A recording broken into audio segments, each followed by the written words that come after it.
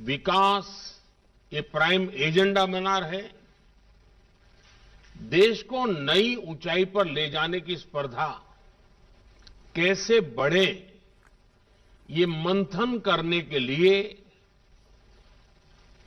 पहले भी कई बार हमने चर्चा की है। आज भी स्वाभाविक है कि इस समिट में उस पर बल दिया जाएगा। हमने कोरोना कालखंड में देखा है कि कैसे अब राज्य और केंद्र सरकार ने मिलकर काम किया, देश सफल हुआ और दुनिया में भी भारत की एक अच्छी छवि निर्माण हुई।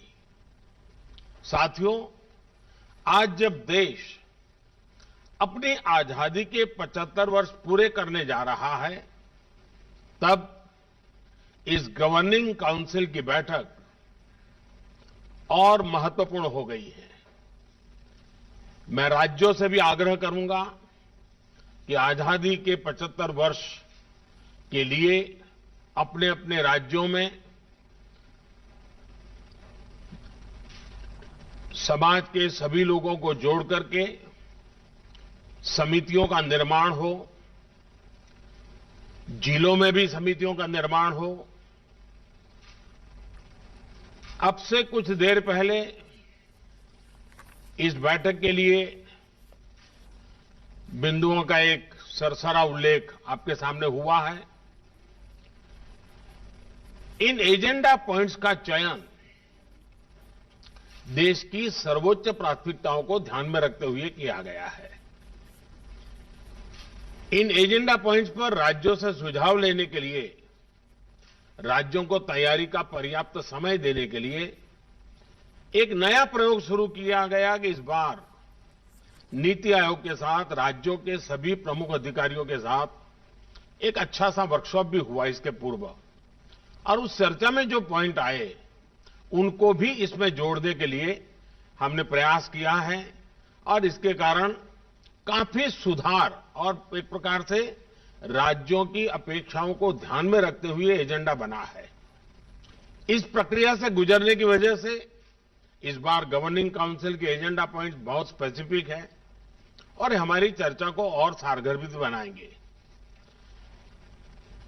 साथियों, पिछले कुछ सालों में हमने देखा है कि हमारे देश के गरीबों को एम्पावर करने की दिशा में बैंक खाते खुलने से, टीकाकरण बढ़ने से, स्वास्थ्य सुविधा बढ़ने से, मुफ्त बिजली कनेक्शन मिलने से, मुफ्त गैस कनेक्शन, मुफ्त शौचालय निर्माण की योजनाओं, उनके जीवन में, खास करके गरीबों के जीवन में एक अभूतपूर्व बदलाव नजर आ रहा है। देश में अभी हर गरीब को पक्की छत देने का अभियान भी तेज गति से चल रहा है। कुछ राज्य बहुत अच्छा परफॉर्म कर रहे हैं, कुछ राज्यों को अपनी गति बढ़ाने की आवश्यकता भी है। 2014 के बाद से देखें तो गांवों और शहरों को मिलाकर 2 करोड़ 40 लाख से ज्यादा घरों का निर्माण पूरा किया गया है। आपको मालूम है, देश के 6 शहरों में आधुनिक टेक्नोलॉजी से घरें बनाकर एक अभियान चल रहा है।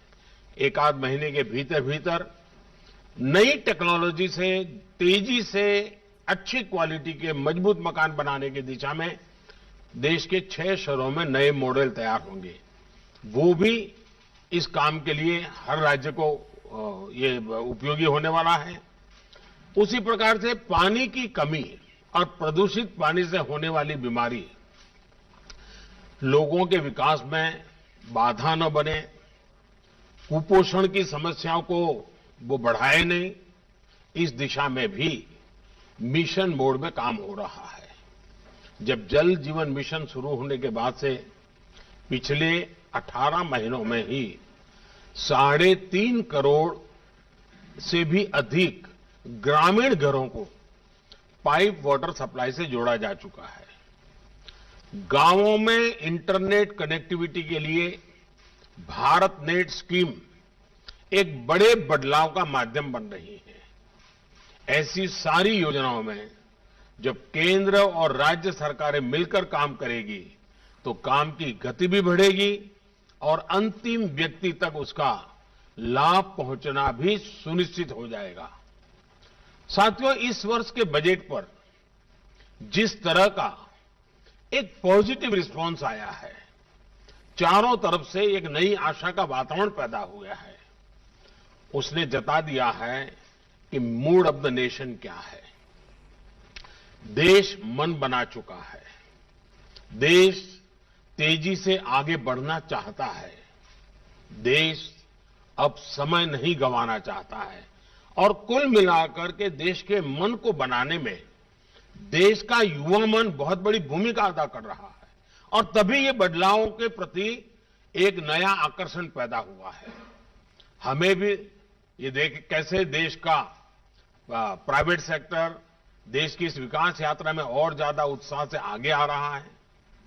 सरकार के नाते हमें इस उत्साह का, प्राइवेट सेक्टर की ऊर्जा का सम्मान भी करना है और उसे आत्मनिर्भर भारत में उतना ही अवसर भी देना है। आत्मनिर्भर भारत एक ऐसे नए भारत की तरफ कदम है जहां हर व्यक्ति, हर संस्था, हर उद्यम को अपनी पूरी क्षमताओं से आगे बढ़ने का अवसर मिले। साथियों, आत्मनिर्भर भारत अभियान एक ऐसे भारत का निर्माण का मार्ग है जो न केवल अपनी आवश्यकताओं के लिए बल्कि विश्व के लिए भी उत्पादन करे और ये उत्पादन विश्व श्रेष्ठता की कसौटी पर भी खरा उतरे। और इसलिए मैं हमेशा कहता हूं, zero defect zero effect. Bharat जैसा युवा देश, उसकी आकांक्षाओं को ध्यान में रखते हुए हमें आधुनिक इंफ्रास्ट्रक्चर का निर्माण करना होगा, इनोवेशन को बढ़ावा देना होगा, टेक्नोलॉजी का ज्यादा से ज्यादा प्रयोग करना होगा, शिक्षा कौशल के बेहतर अवसर उन्हें देने होंगे। साथियों, हमें अपने बिजनेस को, एमएसएमईज को, स्टार्टअप्स को और मजबूत करने की जरूरत है। हमारे हर राज्य की अपनी एक खूबी है, हर राज्य के हर जिले के पास अपना हुनर है, अपनी खासियत है, कई प्रकार के पोटेंशियल्स हम बारीकी से देखें तो नजर आते हैं। सरकार द्वारा देश को ये सैकड़ों जिलों के प्रोडक्ट्स को शॉर्टलिस्ट करके उनके वैल्यूएडिशन के लिए, मार्केटिंग और एक्सपोर्ट के लिए उन्हें प्रमोट किया जा रहा है। इससे राज्यों के बीच एक स्वस्थ स्पर्धा अभी प्रारंभ हुई है, लेकिन आगे बढ़ाना है। कौन राज्य सबसे ज्यादा एक्सपोर्ट करता है, अधिक से अधिक प्रकार की चीजें एक्सपोर्ट करता है, अधिकतम देशों में एक्सपोर्ट करता है, अधिक से अधिक मूल्य की चीजें एक्सपोर्ट करता है, और फिर जिलों में भी ये स्पर्धा कैसे बने और हम एक्सपोर्ट पर विशेष बल हर राज्य, हर जिला कैसे दें। हमें इस प्रयोग को जिलों और ब्लॉक्स के बीच भी लेकर जाना है। हमें राज्यों के संसाधनों का पूरा इस्तेमाल करना होगा। राज्यों से होने वाला एक्सपोर्ट हमें आग्रहपूर्वक, और इसका हिसाब किताब हर महीना लेना चाहिए और उसको बढ़ाना चाहिए। पॉलिसी फ्रेमवर्क और केंद्र एवं राज्यों के बीच बेहतर तालमेल भी बहुत जरूरी है। अब जैसे हमारे यहां कोस्टल स्टेट है, मत्स्य उद्योग को, ब्लू इकोनॉमी को और मछली को विदेशों में एक्सपोर्ट करने के लिए असीमित अवसर है। हमारे कोस्टल स्टेट उसके लिए क्यों न स्पेशल इनिशिएटिव ले। देखिए, इकोनॉमी को बहुत बड़ा बल मिल सकता है, हमारे फिशरमैन को बहुत बड़ा बल मिल सकता है। मैं चाहूंगा कि आप इस बात से परिचित हैं कि केंद्र सरकार ने विभिन्न सेक्टर्स के लिए एक पीएलआई स्कीम शुरू की है। ये देश में मैन्युफैक्चरिंग बढ़ाने का बेहतरीन अवसर है। राज्यों को भी इस स्कीम का पूरा लाभ लेते हुए अपने यहां ज्यादा से ज्यादा निवेश आकर्षित करना चाहिए। कॉरपोरेट टैक्स की दरें कम करने का लाभ भी राज्यों ने बढ़ चढ़ करके उठाना चाहिए।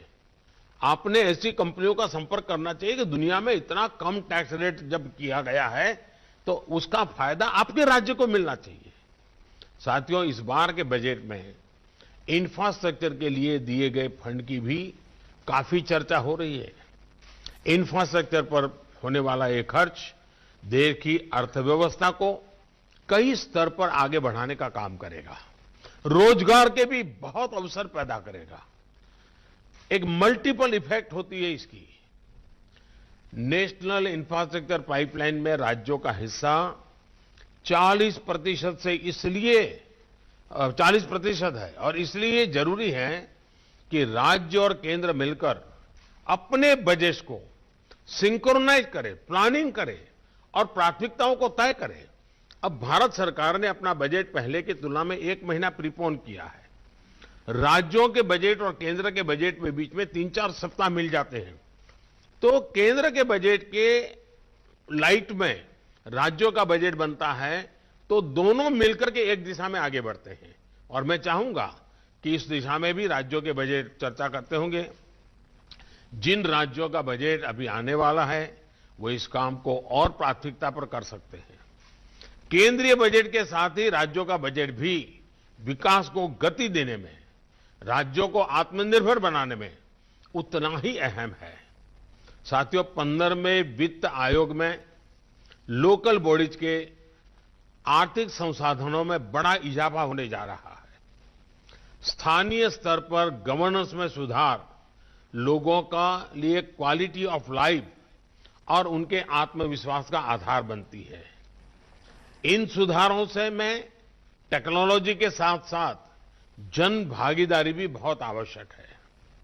मैं समझता हूं कि पंचायत राज व्यवस्था तथा नगर निकायों के निर्वाचित प्रतिनिधियों को इस कन्वर्जेंस तथा आउटकम्स के लिए जिम्मेदार बनाने का भी समय आ गया है। स्थानीय स्तर पर बदलाव के लिए जिले, राज्य और केंद्र एक साथ मिलकर काम करते हैं तो परिणाम कितने सकारात्मक आते हैं, इसके लिए आकांक्षी जिलों का उदाहरण हमारे सामने है। एस्पिरेशनल डिस्ट्रिक्ट का जो प्रयोग रहा है वो अच्छे परिणाम दे रहा है, लेकिन पिछले कुछ दिनों में कोरोना के कारण जो गति आनी चाहिए तो नहीं आई, लेकिन अब फिर से उस पर हम बल दे सकते हैं। साथियों, कृषि अपार क्षमताओं से भरी है, लेकिन फिर भी कुछ सच्चाइयां हमें स्वीकार करनी होगी। हम कृषि प्रधान देश कहे जाएं, उसके बावजूद भी आज करीब 65-70 हजार करोड़ रुपए का खाद्य तेल हम बाहर से लाते हैं। ये हम बंद कर सकते हैं। हमारे किसानों के खाते में पैसा जा सकता है। ये पैसों का हकदार हमारा किसान है, लेकिन इसके लिए हमारी योजनाएं उस प्रकार से हमें बनानी होगी। हमने पिछले दिनों दालों में प्रयोग किया, उसमें सफलता मिली। अब दालों को बाहर से लाने में खर्चा हमारा काफी कम हुआ है।